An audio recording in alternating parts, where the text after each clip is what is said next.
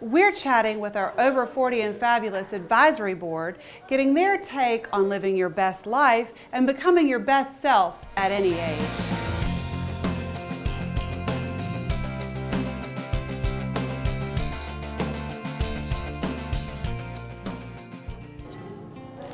What about the way you feel about Atlanta? Tell me a few of your favorite things to do in this city, and also I want to hear about how you give back to our community.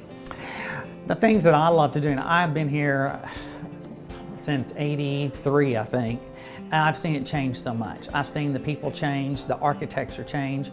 I love to go walking. I'm a big gardener, so I love to go to all the gardens and into nature.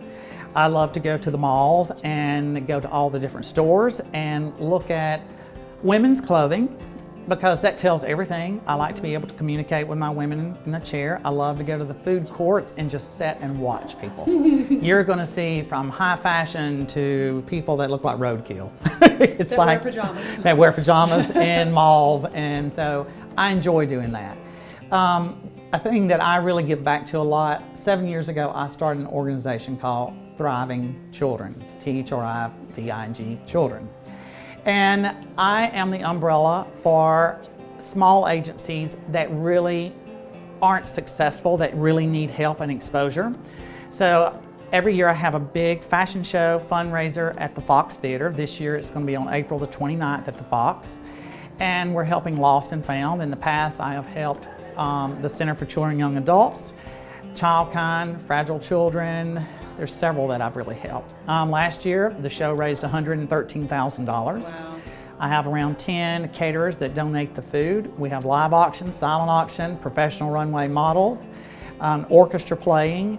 It's a wonderful event, and that makes me feel really good to help these small agencies that are struggling, to get them the exposure in magazines, on TV, and in front of this audience that's well-heeled, shall I say, to get them help. Because I tend to really help teenagers a lot. People forget about the teenagers. Yes. Because they only want to help the small children. And that's wonderful.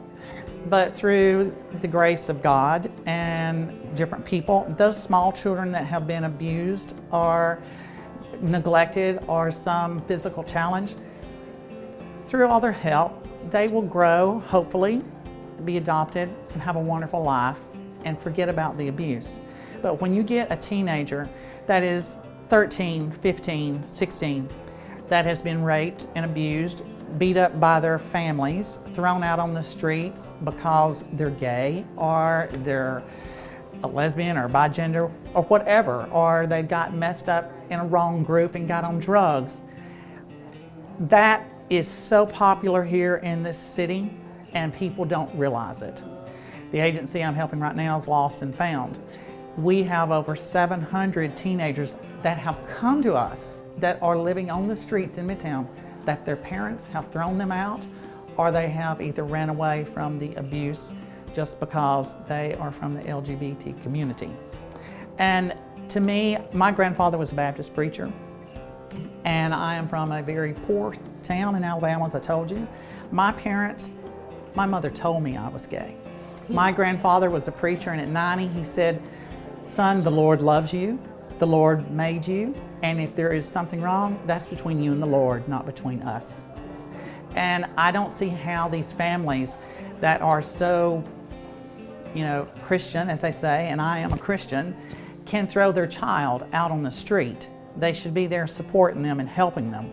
And so I'm just trying to bring awareness to the people around that these teenagers are out there living under the bridges and doing without. I go out there, I feed them, I help clothe them, I give them raincoats. Today, I gave an umbrella to one that was walking on the side of the street. I knew he was homeless because I was at the Waffle House.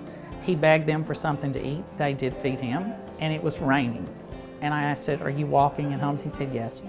I reached in my back and gave him my umbrella. It's just like people have no clue that these teenagers are all over this whole town. And guess what teenagers are about to be? Adults. Adults. And these teenagers, as I tell them, they're minding your future. Exactly.